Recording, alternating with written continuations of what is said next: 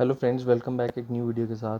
आज हम डिस्कस करेंगे works contracts in relation to input tax credit. इसकी ब्लॉकेज क्या होती है 17(5) में, आईटीसी किसका मिलता है, प्लांट एंड मशीनरी की डेफिनेशन क्या होती है, और उसके बाद कुछ और चीज़ें हैं वो डिस्कस करेंगे कि कंस्ट्रक्शन का मिलता है, एडिशन का मिलता है, ब्लॉक है तो किसके लिए, कैपिटलाइज कर रहे हो, एक्सपेंडिचर कर रहे हो उसको बुक।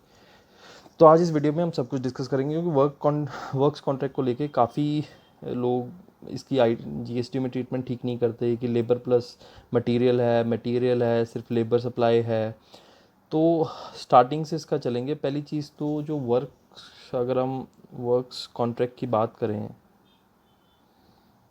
इंस्टेड ऑफ लॉ मैं चाहता हूँ आपको इन्हीं हैंड रिटन नोट से आपको सारा एक्सप्लेन करूँ। तो अगर जिन्होंने बड़ा डीपली इसको अगर समझना होगा तो पेन और एक कॉपी ले लेना साथ में, जो मैं नोट करते जा रहा हूँ उसके साथ साथ में आप लिखते जाना।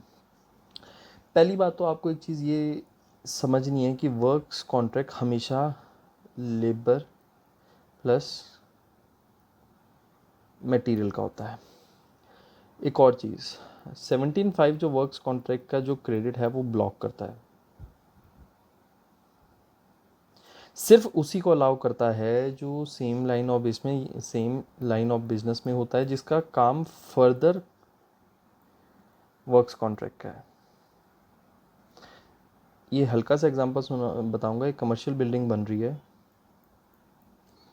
एक कॉन्ट्रैक्टर उस पर काम कर रहा है, लेबर बस मटेरियल का उसने लिया हुआ है। आगे उसका फर्स्ट फ्लोर वो क्या कर देता है, सब कॉन्ट्रैक्ट। तो जो सब कॉन्ट्रैक्ट वाला है ये आके फर्स्ट फ्लोर कंस्ट्रक्ट करेगा, ये भी लेबर प्लस मटेरियल है। तो जो ये कॉन्ट्रैक्टर है ये वर्क्स कॉन्ट्रैक्ट की सर्विस ले रहा है सब कॉन्ट्रैक्टर से, कॉन्ट्रैक्टर सर्विस ले रहा है सब कॉन्ट्रैक्टर से।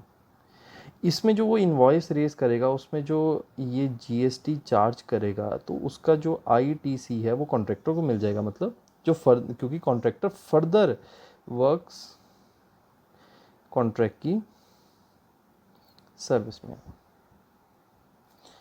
तो फिर क्या हुआ, मार्केट में लोगों ने क्या करना स्टार्ट किया कि उन्होंने देखा वर्क्स कॉन्ट्रैक्ट की जो डेफिनेशन है that is labour plus material. तो उन्होंने कहा कि लेबर, हम एक काम करेंगे, हम अगर वर्क्स कॉन्ट्रैक्ट का अगर आईटीसी लेना है तो एक काम करेंगे, लेबर सेपरेट लेंगे, मटेरियल सेपरेट करेंगे। तो सीबीआईसी को पता था कि ये गड़बड़ियाँ होंगी, तो उन्होंने बेसिकली इसको भी ब्लॉक कर दिया कि अकेला लेबर हो या अकेला मटेरियल हो, दोनों ब्लॉक क्रेडिट में है। तो आगे बढ़ते हैं। तो वर्क्स कॉन्ट्रैक्ट की डेफिनेशन जो है दैट लेबर प्लस मटेरियल की रहती है, और हालांकि इसमें मटेरियल है फिर भी this is supply of service. Supply of service कैसे, क्योंकि जो शेड्यूल 2 है वो वर्क्स कॉन्ट्रैक्ट को सर्विस बोलता है, to be very specific para 6। तो आगे बढ़ते हैं। तो बेसिकली वर्क्स कॉन्ट्रैक्ट हमेशा आपको ध्यान रखना है कि इन रिलेशन टू जो 17(5) बात करता है वो करता है इमूवेबल प्रॉपर्टी। जो डेफिनेशन भी है वो भी इमूवेबल प्रॉपर्टी के लिए बात करता है। तो इमूवेबल प्रॉपर्टी हमेशा रिमेंबर दो तरह की हो सकती है। एक तो हो सकता है लैंड और बिल्डिंग, जैसे बिल्डिंग कंस्ट्रक्ट कर रहे हो, या फिर plant and machinery. Plant and machinery भी इमूवेबल प्रॉपर्टी हो सकती है। तो जब आप लैंड एंड बिल्डिंग की बात करते हो कि बिल्डिंग कंस्ट्रक्ट हो रही है, तो बेसिकली जो उन्होंने खाली कंस्ट्रक्ट पे नहीं लिया, ये मैं आपको शॉर्ट फॉर्म इसकी बता भी देता हूँ। जो शॉर्ट फॉर्म इसकी कार के बेसिस पे लेते हैं, CAR stand for construction,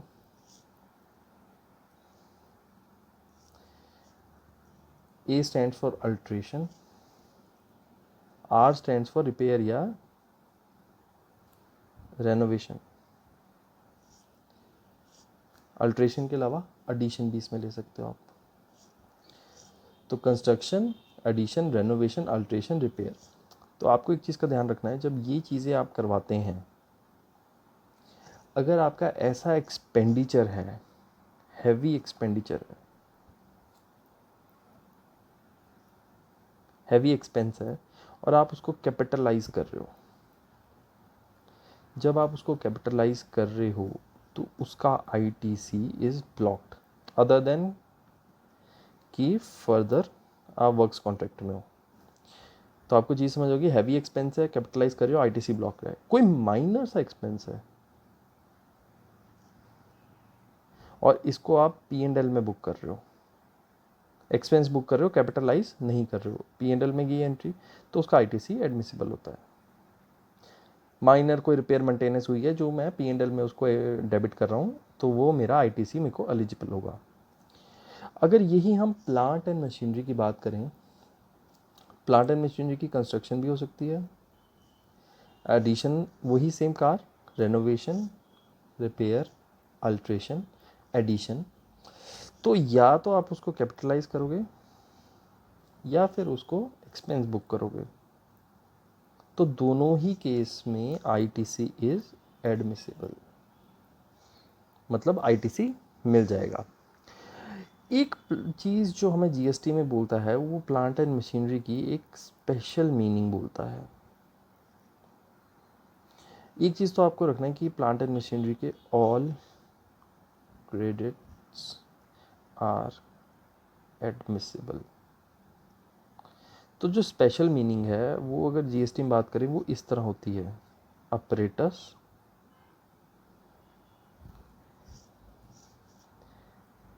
equipment, machinery,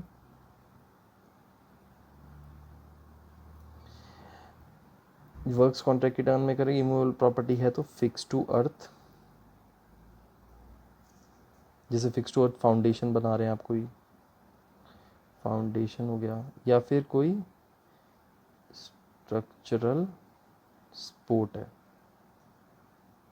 example के तौर पे बॉयलर, आपको पता होगा कि बॉयलर को जो है, जो उसकी प्लांट एंड मशीनरी होती है उसको अर्थ में फिक्स करना पड़ता है, तो कोई उसके लिए आपने कोई सर्विस ली है, कुछ और लिया हुआ है, तो वो यहाँ पे जो उसको इमूवेबल प्रॉपर्टी बनाता है, स्ट्रक्चर या फाउंडेशन कुछ भी सपोर्ट है, तो इस पे भी जो एक्सपेंडिचर होगा उसका भी ITC एडमिसिबल होगा।